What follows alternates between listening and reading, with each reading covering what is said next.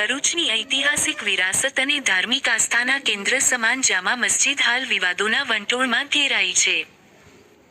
Social media પર viral થયેલા એક ચોંકાવનારા વીડિયોમાં કેટલીક મહિલાઓ મસ્જિદના પરિસરમાં ફૂલ, શ્રીફળ અને પ્રસાદ સાથે પૂજા કરતી નજરે પડતા સમગ્ર પંથકમાં ભારે ખળભળાટ મચી જવા પામ્યો છે.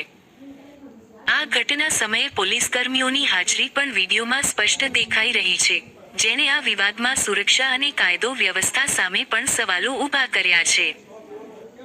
વર્ષોથી આ સ્થળના મૂળ અસ્તિત્વને લઈને ચાલી રહેલા સંઘર્ષમાં આ ઘટનાએ બળતામાં ઘી હોમવાનું કામ કર્યું છે, જેના કારણે શહેરમાં સાંપ્રદાયિક અને વહીવટી સ્તરે ચર્ચાએ જોર પકડ્યું છે.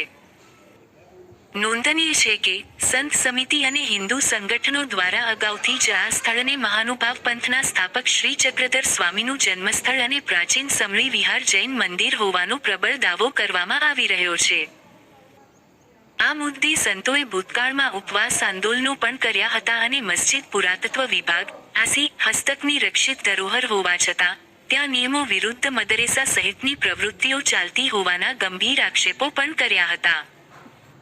બીજી તરફ, સ્થાનિક મુસ્લિમ આગેવાનોએ આ પૂજાની ઘટનાનો સખત વિરોધ નોંધાવતા જણાવ્યું છે કે ધાર્મિક સ્થળની પરંપરા અને વર્ષો જૂના નિયમોનું ઉલ્લંઘન અસ્વીકાર્ય છે.